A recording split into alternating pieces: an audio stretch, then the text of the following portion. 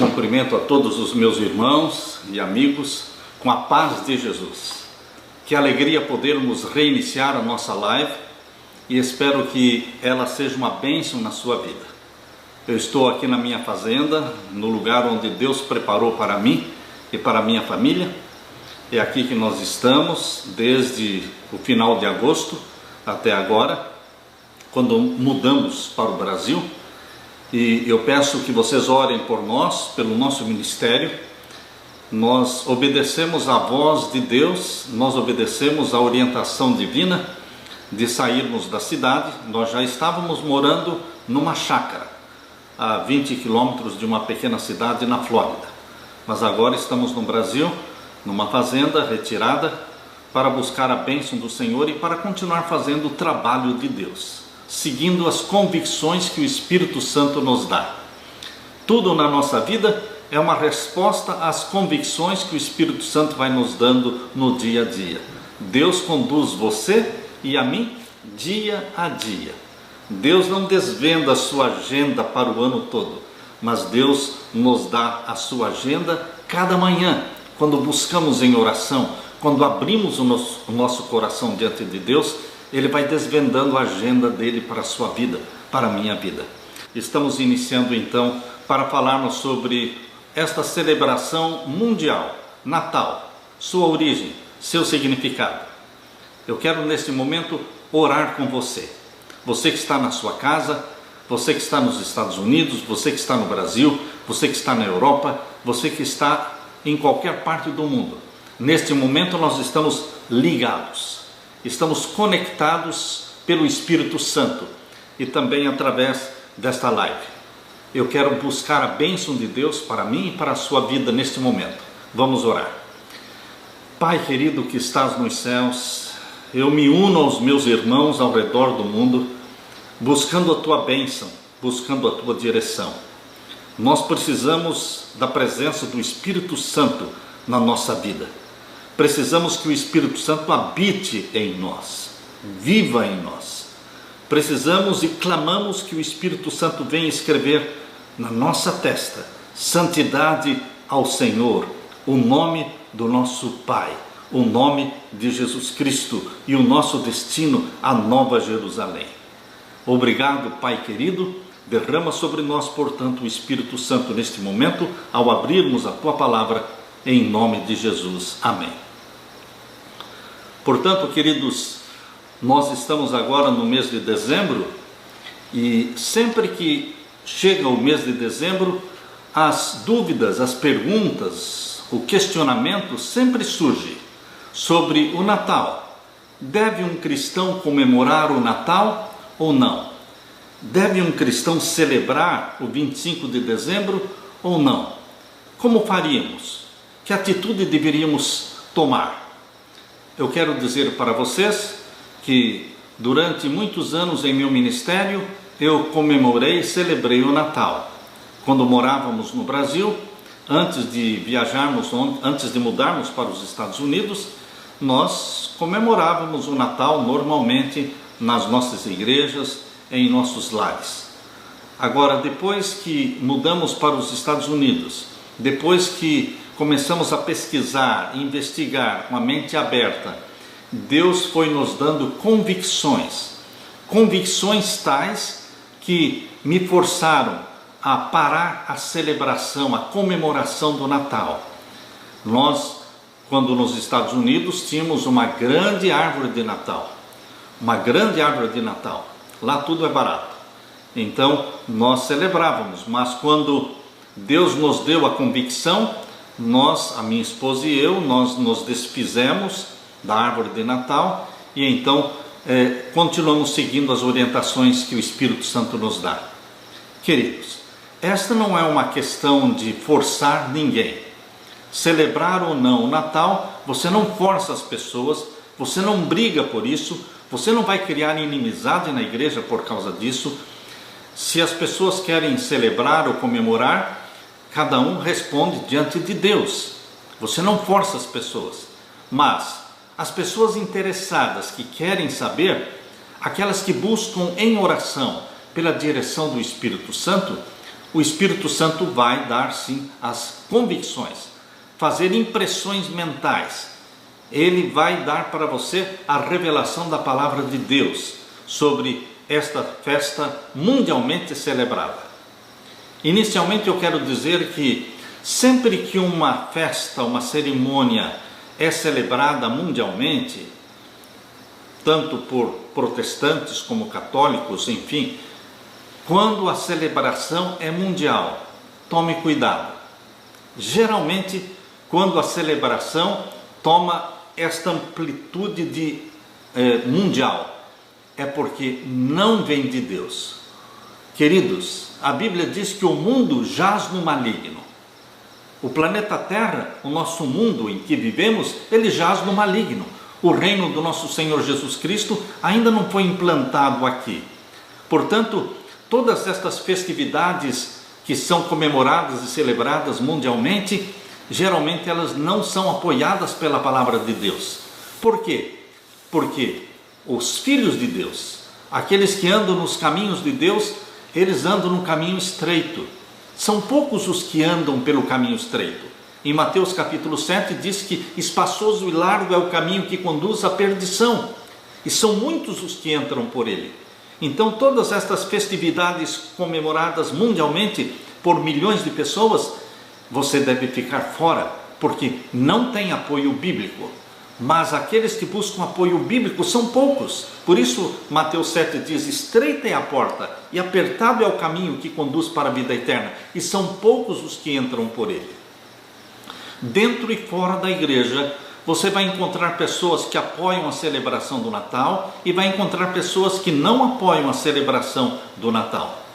Então, é uma questão que está presente em todas as igrejas. Eu gostaria de dizer para você que nos primeiros séculos, nos primeiros 3 séculos, o nascimento de Cristo, 25 de dezembro, não era celebrado, não era comemorado.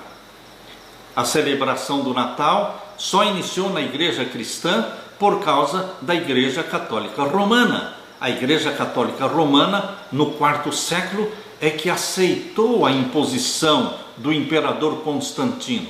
O imperador Constantino, que iniciou a sua gestão, não é, como imperador em 313, ele era pagão, mas ele percebeu que o cristianismo poderia ser conectado e ligado ao paganismo, e então ele percebeu que poderia se criar uma nova religião envolvendo os pagãos e envolvendo os cristãos. Ele foi muito esperto, um político muito esperto, e ele então proclamou publicamente a sua conversão ao cristianismo. Mas, queridos, ele continuou sendo um pagão de coração. Constantino, no ano de 321, emitiu o primeiro decreto dominical. No dia 7 de março do ano 321, ele fez o primeiro decreto dominical exigindo que todos guardassem e repousassem no venerável dia do sol. Era realmente o dia sagrado do mitraísmo, religião pagã, sendo trazido para dentro do cristianismo.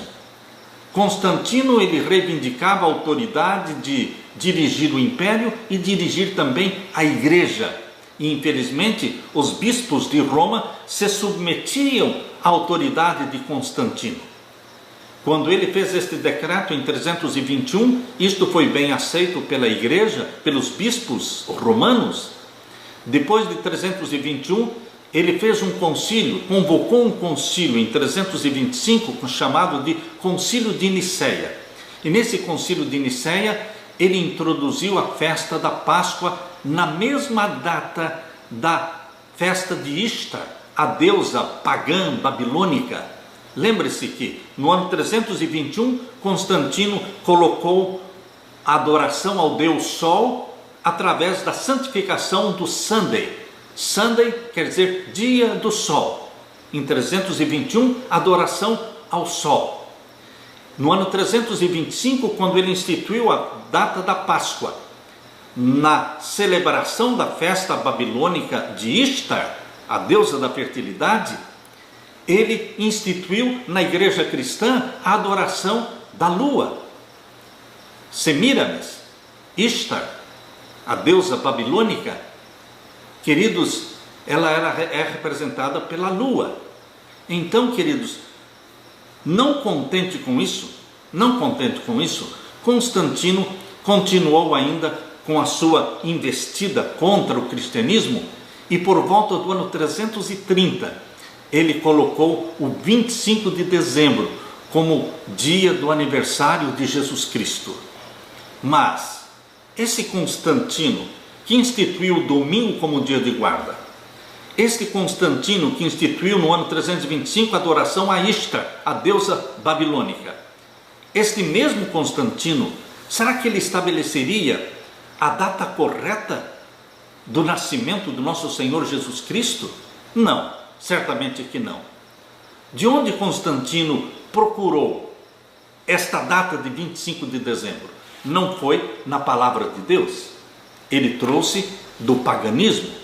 25 de dezembro, desde antes de Cristo nascer na terra, já antes do nascimento de Cristo, 25 de dezembro já era uma data sagrada para os caldeus, para os egípcios.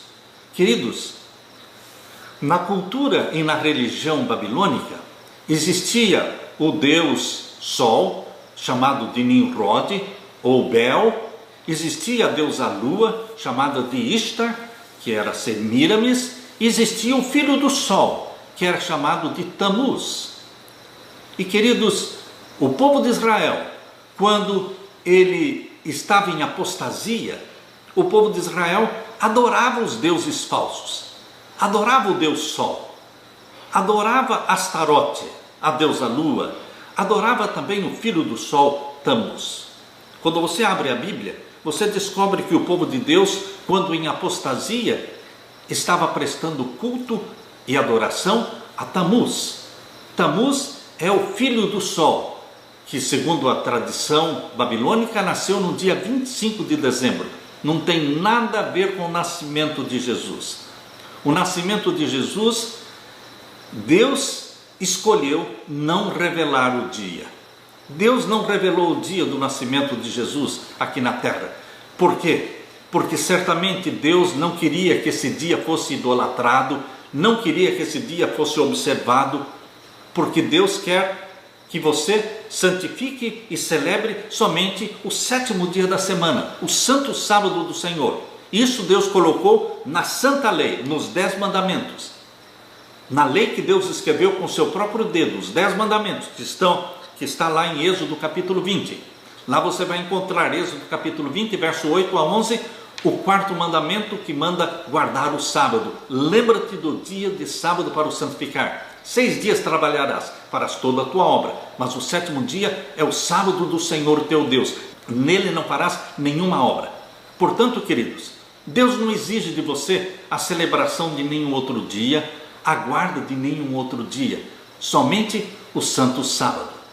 Deus ocultou o dia do nascimento de Jesus, mas Constantino transformou o aniversário do Sol, 25 de dezembro, o nascimento de Tamuz, o deus babilônico, ele transformou em o dia do aniversário, o nascimento de Jesus. Mas isto é mentira, isto é engano, isto é vinho de Babilônia. Queridos, nós como povo de Deus, nós precisamos fugir do vinho de Babilônia. Não é somente sair de Babilônia.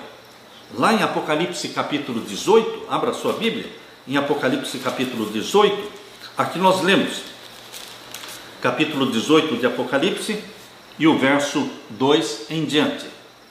E clamou fortemente, com grande voz, dizendo: caiu, caiu a grande Babilônia, e se tornou morada de demônios, e coito de todo espírito imundo, e coito de toda ave imunda e aborrecível. Babilônia se prostituiu e se tornou morada de demônios.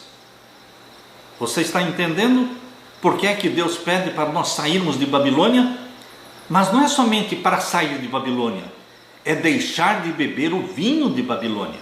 Porque muitos saem de Babilônia, mas não deixam de beber o vinho de Babilônia. Por isso aqui no verso 3 nós lemos: porque todas as nações beberam do vinho da ira da sua prostituição. E os reis da terra se prostituíram com ela, e os mercadores da terra se enriqueceram com a abundância das suas delícias. E ouvi outra voz do céu que dizia: sai dela, povo meu, para que não sejas participante dos seus pecados e para que não incorras nas suas pragas. Sai dela, povo meu. Mas não é somente sair de Babilônia, é deixar de beber o vinho de Babilônia. Quais são os vinhos de Babilônia? São as doutrinas que ela propagou pelo mundo todo. De onde vem a origem da celebração do Natal? Vem da Igreja Católica Romana. Foi introduzido na Igreja Cristã no quarto século, por Constantino, e depois aceito pelo Papa, pelo Bispo de Roma. Portanto, nós deveremos ficar fora de Babilônia e nos negar a beber do vinho de Babilônia. Abra sua Bíblia em Ezequiel capítulo 8. Ezequiel capítulo 8. A minha convicção sobre não celebrar nenhuma data a Tamuz, ela não vem de sonhos ou visões, ela vem da palavra de Deus. A palavra de Deus diz que adorar a Tamuz, celebrar Tamuz, ofende a Deus, desagrada a Deus, é abominação aos olhos de Deus. Abra sua Bíblia e leia comigo Ezequiel capítulo 8. Aqui nós lemos. Vamos ler a partir do verso 14. A partir do verso 14. E levou-me à entrada da porta da casa do Senhor, que está da banda do norte, e eis que estavam ali mulheres assentadas chorando por Tamuz. Você percebeu que Tamuz aparece na Bíblia? E não somente Tamuz aparece na Bíblia, mas aparece sendo adorado pelo povo de Israel apostatado. Será que isto aconteceu somente no passado? Ou será que agora no presente Satanás ainda continua querendo ser adorado na celebração a Tamuz? Aqui diz o verso 14: e levou-me à entrada da porta da casa do Senhor, que está da banda do norte, e eis que estavam ali mulheres assentadas chorando por Tamuz. Queridos, Deus se agradou desta celebração a Tamuz, dessa adoração a Tamuz? Veja o verso 15. E disse-me: viste, filho do homem, verás ainda abominações maiores do que estas. E aí Deus mostrou mais ainda. Verso 16. E levou-me para o átrio interior da casa do Senhor, e eis que estavam à entrada do templo do Senhor, entre o pórtico e o altar, cerca de 25 homens, de costas para o templo do Senhor. O templo do Senhor estava construído no sentido leste-oeste. A entrada do templo estava para o leste.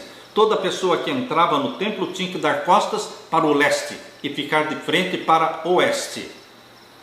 Deus exigiu na construção do tabernáculo no deserto, e Deus exigiu na construção do templo de Salomão, e depois do templo de Zorobabel, que depois se tornou o templo de Herodes. Deus exigiu que esse templo fosse construído no sentido leste-oeste, para que todos os adoradores de Jeová, do Criador dos céus e da terra, ao entrarem no templo, dessem costas para o leste.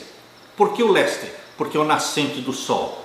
Dar costas para o nascimento do sol, o nascente do sol, é desprezar tudo que vem de Babilônia, é desprezar o vinho de Babilônia. É por isso, meus queridos, que até mesmo hoje, quando eu vou me ajoelhar para orar, eu desejo saber onde está o leste e oeste, norte e sul, porque eu me ajoelho dando minhas costas para o leste, e me ajoelho inclinando-me para o oeste. Ah, pastor, você pode dizer, isso é muito fanatismo, isso não precisa ser assim. A palavra de Deus diz que nós deveremos dar costas para o leste, para adorar o Criador dos céus e da terra. O leste representa o nascimento do sol. Todas as religiões pagãs adoram voltadas para o leste. Mas nós adoramos a Deus dando costas para o sol. É a rejeição de Babilônia e do vinho de Babilônia. Mas dentro do templo existiam 25 homens. Primeiro, no verso 14, fala que as mulheres estavam chorando por Tamuz. E agora no verso 16, fala que 25 homens dentro do templo do Senhor, eles estavam adorando Tamuz, de costas para o templo, entre o pórtico e o altar, cerca de 25 homens, de costas para o templo do Senhor e com os rostos para o oriente. E eles adoravam o sol virados para o oriente, de costas para o oeste e se inclinando diante do leste, nascimento do sol. Mulheres chorando por Tamuz, homens adorando Tamuz. Isto foi no passado.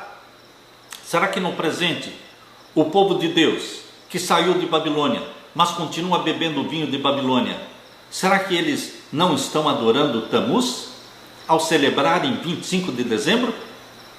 As enciclopédias, a história provam que 25 de dezembro não tem nada a ver com o nascimento de Jesus. Jesus nasceu por volta de setembro para outubro. Não antes de setembro e não depois de outubro. Ele nasceu por volta deste período, de setembro para outubro. Nunca em dezembro. E muito menos 25 de dezembro. Mas então por que o povo de Deus celebra o Natal? Por que as festividades são feitas nas casas? Por que o pinheirinho é colocado dentro das casas?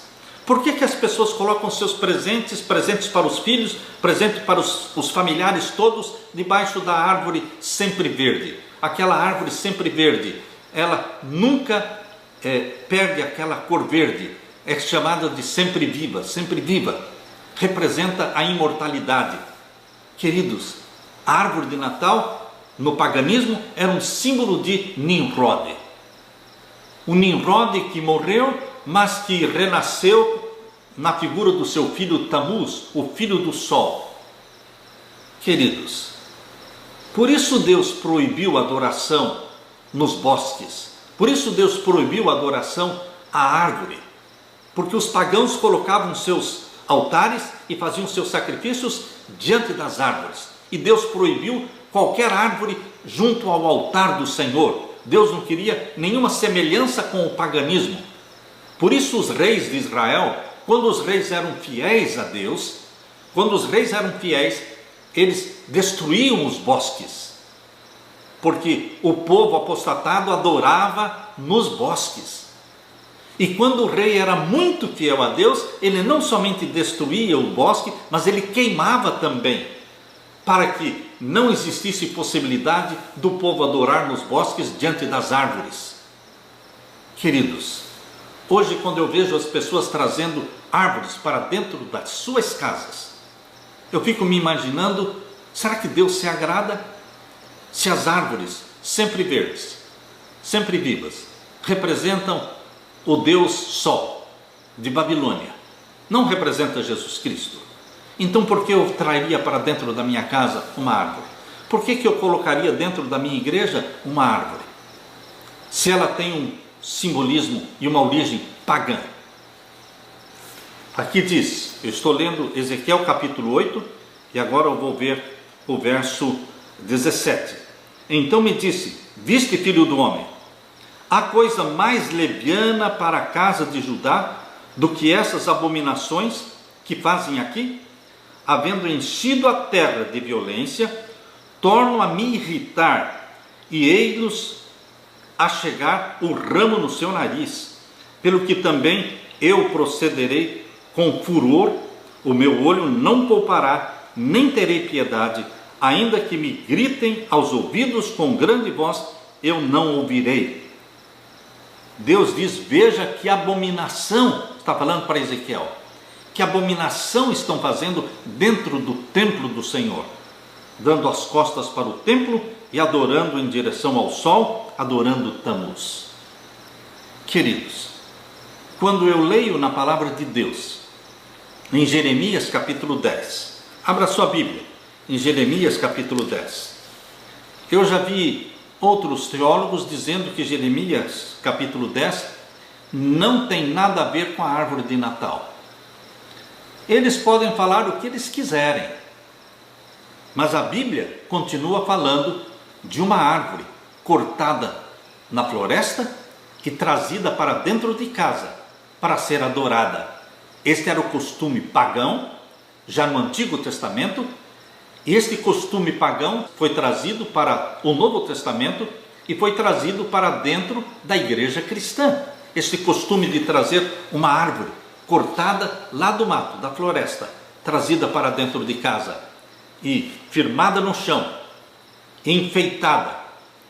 Veja, por mais que as pessoas dizem que isto não se aplica à árvore de Natal, mas queridos, coloque a mão na consciência.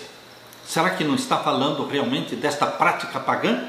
Jeremias capítulo 10, verso 1 em diante. Ouvi a palavra que o Senhor vos fala a vós, ó casa de Israel.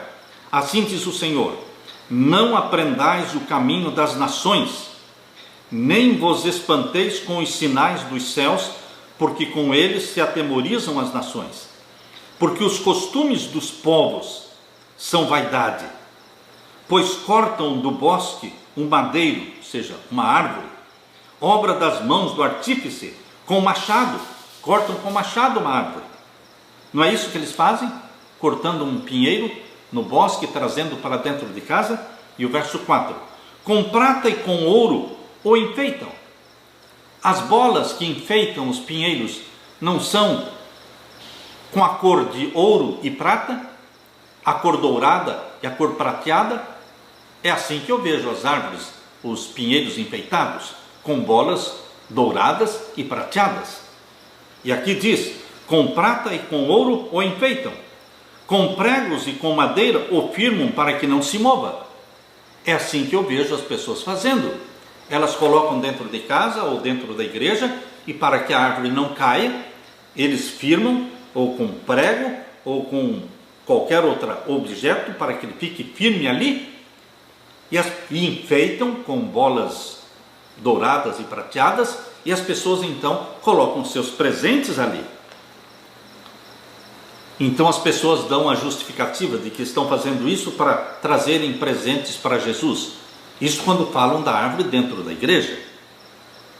Queridos, quem quiser colocar árvore dentro da igreja, coloque. Eu somente estou lendo o que a palavra de Deus diz. Se você quiser aceitar, você aceita. Se você não quiser aceitar, você não precisa aceitar. A minha convicção é que Jeremias capítulo 10 está falando sim de um costume pagão que foi introduzido no cristianismo e está presente em nossos dias, nas nossas casas e também nas nossas igrejas. Aqui diz então o verso 4 e 5, com prata e com ouro o enfeitam, com pregos e com martelos o firmam, para que não se mova. São como a palmeira, obra torneada, mas não podem falar, necessitam de quem os leve, porquanto não podem andar. Não tenhais receio deles, pois não podem fazer mal, nem tampouco têm poder de fazer o bem. Ou seja, eles adoravam essas árvores. Hoje as pessoas dizem e dão a desculpa de que elas não adoram a árvore. Queridos, a árvore é de origem pagã, não representa Jesus. 25 de dezembro é de origem pagã, não é o aniversário de Jesus, é o aniversário de Tamuz, filho de Nimrod com Semíramis, esse filho do sol, que o povo de Deus apostatado estava adorando. Mas é uma prática mundial, quase que todas as igrejas estão celebrando. E o que falar do Papai Noel? Será que o Papai Noel é uma representação de Jesus? Esse Papai Noel que está presente em todos os lugares, ele é onipresente? O Papai Noel se apresenta como alguém onipresente, como alguém que traz bênçãos, traz presentes. Queridos, nós só temos um ser onipresente, que é Deus. Nós só temos um ser que pode abençoar você, que é o nosso Deus Pai. é o nosso Deus Filho, Jesus Cristo. Só Ele pode te abençoar. Papai Noel não existe. Papai Noel é uma falsificação. A atenção toda se volta para o Papai Noel. Pais e mães colocam seus filhos no colo do Papai Noel, nos braços do Papai Noel. Mas Papai Noel não é Jesus. Se Papai Noel não é Jesus, quem é Ele? Quem é Ele? É uma representação de Thor, do Deus Thor, do Deus Fogo. Por isso Papai Noel, pela tradição, ele desce pela chaminé, porque ele é o Deus do fogo, o Deus Thor. Você vai colocar a sua criança nos braços do Deus Thor, que é uma representação de Satanás? Porque esses deuses pagãos, eles são representações diferentes, com nomes diferentes, mas todos representam Satanás. Queridos, agora eu convido você para ler comigo Deuteronômio capítulo 16. Deuteronômio capítulo 16. Vamos ler aqui no verso 21 e 22. Deuteronômio capítulo 16, versos 21 e 22. Aqui está falando do que podia e que não podia fazer. Veja o que Deus diz no verso 21. Não plantarás nenhum bosque de árvore junto ao altar do Senhor teu Deus, que fizeres para ti. Não plantarás nenhum bosque de árvores junto ao altar. Mas colocar uma árvore junto ao altar, porque dentro da igreja, o altar está representado pelo púlpito, onde a palavra de Deus é colocada e ali é pregada a palavra de Deus. Colocar uma árvore junto ao púlpito não seria a mesma coisa de colocar uma árvore junto ao altar? Aquilo que Deus proibiu? Não plantarás nenhum bosque de árvore junto ao altar do Senhor teu Deus, que fizeres para ti. Nem levantarás a estátua. A estátua, no original, fala obelisco. O obelisco é uma representação do Deus Sol. E ele está representado pela árvore. Então, quando você vê a árvore de Natal, lembre-se que representa o obelisco, representa o Deus Sol. Nem levantarás a estátua, ou seja, o obelisco, a qual o Senhor teu Deus aborrece. Tudo isso é vinho de Babilônia. Tudo isso veio do quarto século, quando a igreja cristã se casou com o paganismo. Foi o período da igreja de Pérgamo. O período da igreja de Pérgamo foi do ano 313 até o ano 538. Neste período de Pérgamo, Pérgamo quer dizer exaltação. É uma das 7 igrejas do Apocalipse. Uma das 7 igrejas do Apocalipse. O período primeiro, que foi de Éfeso, do ano 31 ao ano 100, a igreja permaneceu pura.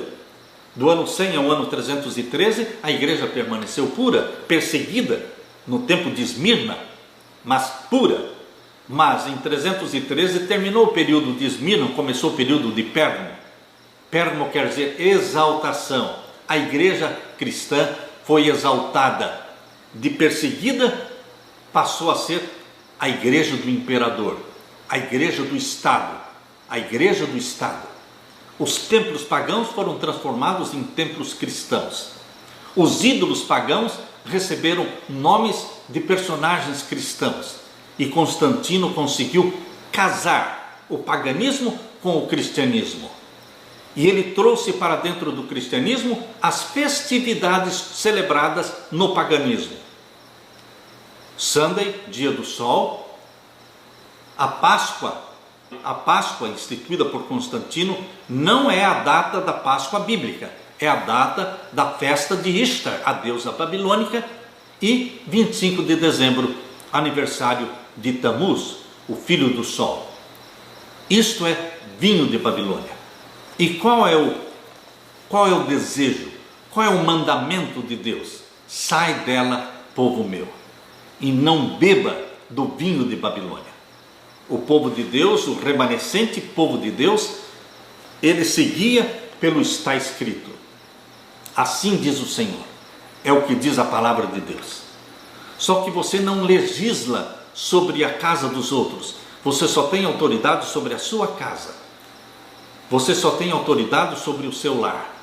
Mas o meu apelo é que você, meu querido irmão, você pai, você mãe, vocês consagrem seus filhos, seu lar a Jesus Cristo. Se você tem dúvida sobre isso, peça para Deus. Ó querido Deus, eu estou em dúvida, mas eu quero fazer a tua vontade. Eu quero conhecer a verdade. Eu quero que o Senhor me mostre. Eu quero que o Senhor me dê convicções. Me mostra, Senhor, se realmente esta festa é de origem pagã e não deve ser celebrada. Me mostre sobre a árvore de Natal, se eu devo realmente eliminar da minha casa ou não. Ore, seja sincero a Deus. Eu tenho uma amiga que é muito sincera. E quando ela me ouviu pregando sobre o Natal e também falando sobre a origem da árvore de Natal, ela disse: eu fiquei muito chateada, muito zangada, porque eu gostava de celebrar o Natal e também tinha uma árvore de Natal na minha casa. Então eu comecei a orar a Deus, ela disse, para que Deus me mostrasse se realmente aquilo que o pastor Samuel havia pregado estava correto ou não. Então Deus deu um sonho para ela. Deus deu um sonho, e neste sonho Deus disse que ela tinha um ídolo dentro de casa. Mas como um ídolo dentro de casa? Ela não se recordava de nada, de nenhum ídolo, mas ela teve um segundo sonho. E no segundo sonho Deus disse a mesma coisa, que ela tinha um ídolo dentro de casa. Isso aconteceu 3 vezes. E um dia, quando ela subiu, ela morava nos Estados Unidos, quando ela subiu no sótão da casa, em inglês eles chamam de o Eric, quando ela subiu lá para procurar algumas coisas, quando ela estava saindo do sótão para descer pela escada, ela viu do lado esquerdo a árvore de Natal guardadinha, esperando o mês de dezembro para ser armada. Ela olhou para aquela árvore, um pensamento passou pela sua mente de que talvez aquele fosse o ídolo, mas ela logo abandonou aquele pensamento e disse: não, isso é bobagem. Ela desceu e foi fazer outras coisas, mas ela teve pela 3ª vez o sonho, Deus dizendo: você tem um ídolo dentro de casa. E aquela árvore de Natal lá em cima no sótão não saía do pensamento dela. Ela disse: pastor, enquanto eu não subi lá, enquanto eu não tirei aquela árvore lá de cima e joguei lá fora na rua, eu não tive paz. Só depois que eu joguei fora a árvore, eu tive paz. Eu tenho convicção de que foi Deus que me deu aquele sonho, mostrando que realmente, porque ela disse, eu tinha orado sobre isso, eu tinha pedido a orientação de Deus sobre esse ponto. Queridos, quando as pessoas são sinceras, ao pedirem a Deus, a conversarem com Deus, a orarem a Deus, Deus é sincero em responder. Deus responde. Eu quero que você seja guiado pelo Espírito Santo. Eu não quero que você crie problemas para as pessoas e não queira impor nada na sua igreja. Mas você, na sua casa, você e a sua esposa devem orar. Devem consagrar seu lar a Jesus Cristo. E devem deixar de beber do vinho de Babilônia. A trindade pagã, adoração ao sol, Bel, adoração à lua, Ishtar, e adoração ao filho do sol, Tamuz, esta trindade pagã foi introduzida na igreja cristã e está presente até hoje. Fuja da idolatria, fuja da idolatria, fuja de Babilônia, negue-se a beber do vinho de Babilônia. Deus vai te abençoar, Deus vai te guiar. Eu quero nesse momento fazer uma oração com você. Pai Santo que estás nos céus, humildemente estou aqui com os meus irmãos. Eu tenho certeza que temos milhares e milhares de pessoas sinceras que estão neste momento buscando saber a tua vontade, a tua verdade. A maioria celebra e comemora o Natal. Mas, querido Pai, nós não queremos fazer aquilo que a maioria faz. Nós queremos fazer a tua vontade.